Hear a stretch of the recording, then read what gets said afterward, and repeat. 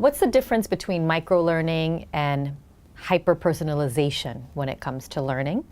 And does microlearning enhance overall learning experience? I would say yes on both fronts. So microlearning really breaks down what someone wants to achieve to specific goals of a skill, for example.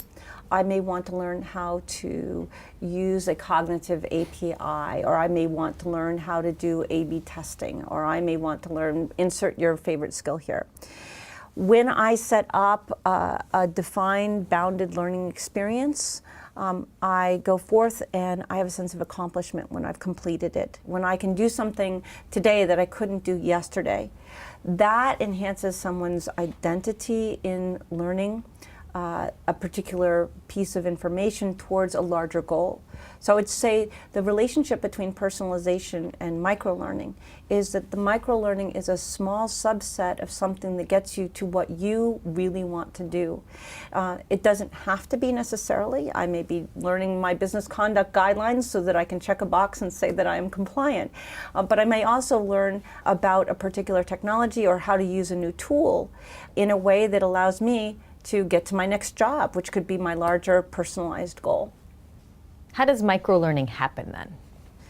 We break down what the individual skills are going to be most important for people to have in order to achieve a sense of a larger conceptual whole. So, for example, we wanted people to understand about what is cognitive business and where do you begin when you're starting to think about cognitive.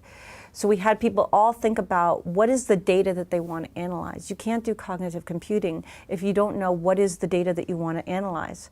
So thinking about that in terms of specific data sets, if you were going to set about doing cognitive learning or cognitive analytics against something, what would the it be? What would the noun be? Getting people to think concretely about that and then having them write that in. Okay, now that you've selected your data set that you want to do the cognitive computing against, what APIs do you want to use? What kind of technology do you apply against that?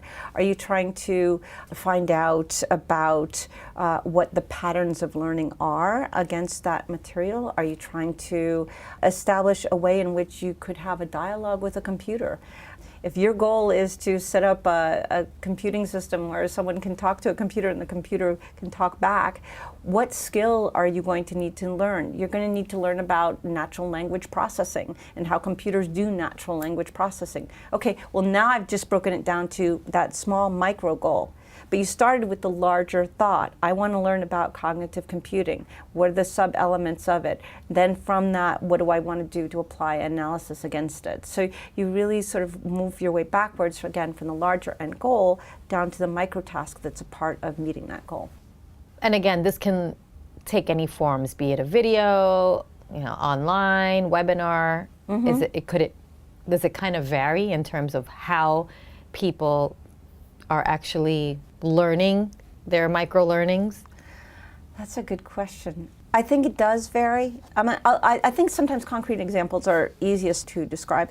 So say someone's in the business of offering medical devices to doctors' offices and such. There are going to be a series of steps that people need to follow in order to be able to learn how to use that medical device. That happens in the context of, helping to cure diabetes or helping to cure cancer or helping with heart disease. The device is one part of a much larger ecosystem of experience that people need to be aware of.